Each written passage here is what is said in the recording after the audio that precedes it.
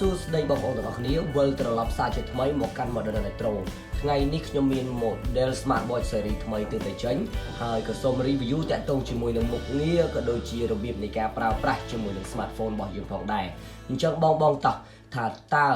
របៀបនៃការប្រើប្រាស់ក៏ដូចជា function ដ៏សែនទាក់ទាញរបស់ Model Smartwatch F10 ដែលជា model ទើបតែចេញថ្មីនេះមានមុខងារទាក់ទាញនិងរបៀបពីការប្រើប្រាស់ដូចម្តេចខ្លះបងតោះយើងចាប់ផ្ដើមទាំងអស់គ្នា Model F10 ការរចនាដូច iWatch Series 5តែម្ដងបងប្អូនមើលហើយអញ្ចឹង F10 នេះគឺជាការរចនាថ្មីអូខេអញ្ចឹងយើងចូលមកមើល program វិញបងប្អូនណាយើងចូលមកមើល program តាក់ទងជាមួយនឹង F10 បាទការរចនា style មករបស់ F10 iWatch Series 5តែម្ដងគេហៅតែ Watch 5 ទេបងប្អូនណានេះបាទ Watch 5 ស្នប់ចិត្តបាទអញ្ចឹង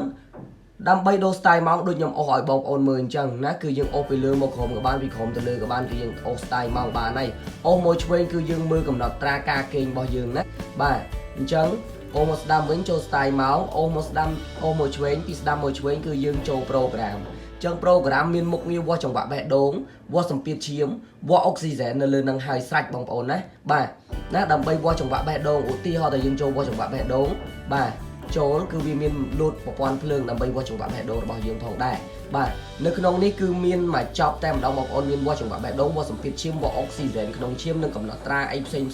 ដូចជាការគេងដូចជាប្រព័ន្ធហាត់ប្រាណប្រព័ន្ធទទួលសារនិងអាកាសធាតុអីជាដើមក្រៅពីនេះណា F10 អាចតាំងរូបយើងផងដែរបងប្អូនណាយើងក៏មានកម្មវិធីបញ្ជា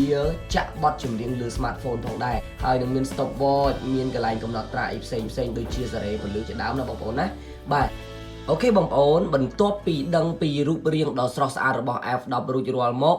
ឥឡូវនេះយើងនឹងណែនាំតាក់ទងជាមួយរបៀបនៃការ connect ក៏ដូចជាការ download លើកម្មវិធី ViewFit 2.0 ដើម្បីមក connect ជាមួយនឹង smartphone របស់យើងអញ្ចឹងជាដំបូងបងប្អូនចូលទៅក្នុង Play Store បងប្អូនហើយយើង search ថា ViewFit បាទចុច WEARFIT ណា ViewFit បាទបន្ទាប់ពីឃើញ ViewFit រួចមកនេះបងប្អូននេះនៅខាងក្រោមនេះណាបាទគឺ load ViewFit 2.0 ឲ្យយើងហើយអញ្ចឹងយើងចុចលើម៉ាកហ្នឹងមកណាហើយយើងចុច download រួចហើយគឺយើងចុចតែ open មកគឺចូលក្នុងកម្មវិធី ViewFit 2.0 អូខេអញ្ចឹងយើងបន្ទាប់ពីយើងចូលទៅក្នុងកម្មវិធី ViewFit បងប្អូនណាគឺយើងចុចទៅលើពាក្យ bind bracelet ណាបាទតែបងប្អូនត្រូវប្រកាសថាបងប្អូនបានបើក Bluetooth លើ smartphone បងប្អូនរួចរាល់ហើយអញ្ចឹងយើងចុចពាក្យថា bind bracelet បន្ទាប់មកវានឹងចេញម៉ាកឲ្យបងប្អូនណាចេញម៉ាកហើយយើងចុចលើម៉ាក model ដែលជា smartwatch របស់យើងផ្ទាល់បាទខ្ញុំបាន check រួចហើយគឺ A4 1F ចុចលើនេះហើយដើម្បី connect បងប្អូនណាគឺទទួលបានជោគជ័យតែម្ដងបាទតែប៉ុណ្្នឹងឯងគឺ load មកហើយតែដើម្បីចូល check មើលតើ connect ឬមិន connect បន្ថែមបងចូលរូបមនុស្សនេះណានៅខាងចុងនេះបាទចូលលើរូបមនុស្សនេះហើយគឺយើងយក device management នេះបាទ device management ចុចលើរូបនឹងមកបងប្អូននេះឃើញទេមាន connection management មាន screen saver មានអីផ្សេងបាទអញ្ចឹងយើងចូលដើម្បីតាំងរូបភាពគឺយើងចូលទៅក្នុង screen saver សម្រាប់ Android និងចូលទៅក្នុង layout នៅក្នុង Android វាដាក់ថា screen saver អញ្ចឹងយើងចូល screen saver ដើម្បី select image អញ្ចឹងយើងអាចថតយកមកតាំងក៏បានយើងអាចជ្រើសរើសរូបភាពពីក្នុងនឹងមកក៏បានអញ្ចឹងខ្ញុំសុំរើសរូបភាពយកមកតាំងណាឧទាហរណ៍ថាខ្ញុំចង់បានរូបនេះឥឡូវយើងអាចសារ៉េទំហំវាបាននេះហើយយើងចុចពាក្យថា done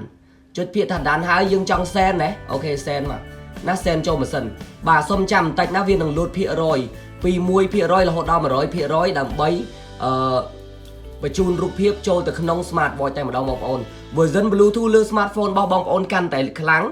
ល្បឿននៃការ save រូបភាពកាន់តែលឿនដូចគ្នាបងប្អូនណាបាទអញ្ចឹងនេះគឺជារបៀបនៃការតាំងរូបភាពក៏ដូចជាការភ្ជាប់ជាមួយនឹងបាទ model F10 ដែលជា model ថ្មីដែលការរចនាដូច iWatch Series 5តែម្ដងបងប្អូនមើលរូបរាងស្អាតមែនតើបងប្អូនដូចបងប្អូនបានឃើញហើយរូបភាពមិញតាំងនៅលើ smartwatch អីមើលគឺយើង save ទទួលបានជោគជ័យតែម្ដងចំពោះការ save រូបភាពអញ្ចឹងនេះគឺជារបៀបនៃការតាំងរូបភាពក៏ដូចជារបៀបនៃការ connect ជាមួយនឹង smartphone ផងដែរណាអញ្ចឹង Model Electro សូមអរគុណបងប្អូនបាទវីដេអូនេះសូមបញ្ចប់ត្រឹមតែប៉ុណ្ណេះបើបងមានចម្ងល់អីផ្សេង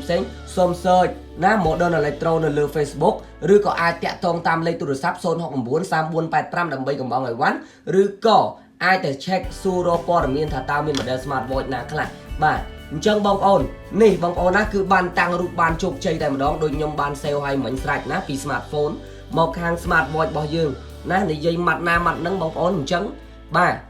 model electro សន្មតថាបញ្ចប់ប៉ុណ្ណឹងសិនបងប្អូនណាបាទថ្ងៃក្រោយជួបគ្នាបងប្អូនអរគុណច្រើនសម្រាប់ការតាមដានទស្សនា